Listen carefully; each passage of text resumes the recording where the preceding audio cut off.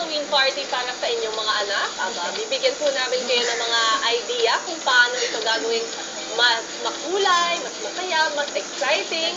Ang mga nakakatuwa at scary face paint designs, ipapakita namin.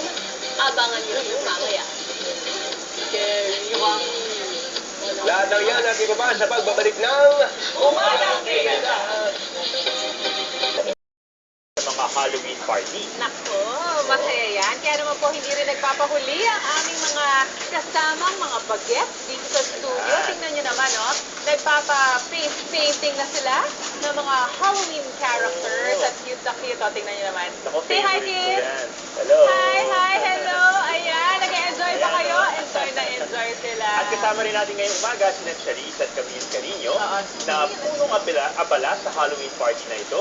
Naku, unang-una, kailan pa nagsimula itong negosyong ito ng pag-organize sa mga Halloween party ba in specific o iba-ibang mga party? Actually, iba-iba siya. We started 4 years ago with my twin sister in Davao. And then, at first, mga kids lang namin yung pinag-bake namin. And then after a few years, kasi marami nang umorders, so we started doing the dessert tables, and then balloons, and then event planning din. Okay, so yung kapag Halloween party, ano ba yung mga importanteng elemento niya? Nakikita ko parang medyo Halloween themed yung ating mga pagkain, Yes. mga drinks. Okay. It's important na mag-match yung colors ng mga food and then candies sa Alright. theme. Like example, this one, this is orange, and then we have the black and then the green. Those colors lang. Kasi pag may pink and yellow, hindi na Halloween. Ayun ang isa sa mga tips kapag nag-organize ng party, kailangan merong malinaw na tema. Oo. Oo, okay. Jen, ano bang meron dyan?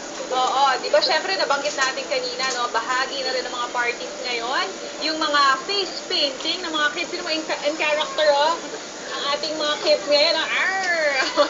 Pero syempre, Camille, kailangan din natin malaman, ano, at masiguro kung gaano nga ba ka-safe itong mga face painting na to. Ano yung mga ginagamit natin?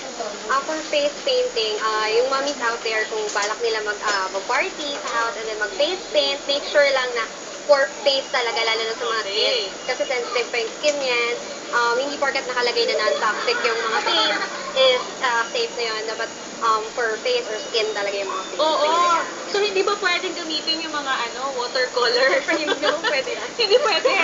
Oo, kasi baka akala ng iba, yung watercolor niya pwede nang ilagay sa face. Ano ba mga usong mga pinapapintura sa mukha ngayon? Ano mga, Ayan, itong zombie daw ginagawa siya. natin? Di ba Zombie. Oo, pakita natin, ayan. Meron pa siyang mga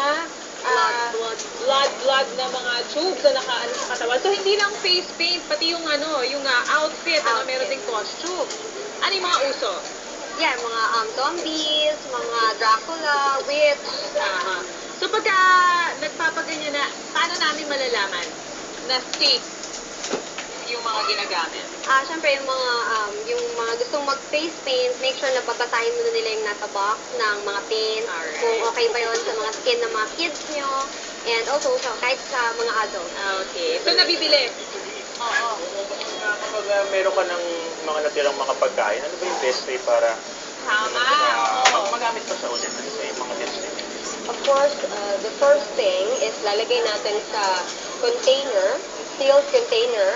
And then, syempre yung mga candies, yung mga cakes, mas safe siya kung ilagay natin sa ref, ibalik. Kung fondant naman, pwede natin siya ilagay sa freezer, it will last up to weeks. Basta tama lang yung pagkalagay niya sa container. Magkano naman ang budget na pwedeng ilaan para sa isang naman, hindi naman sobrang bongga pero masayang Halloween party.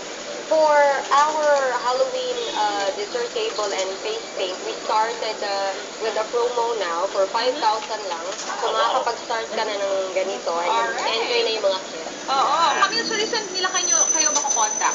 Facebook, Yes. Instagram?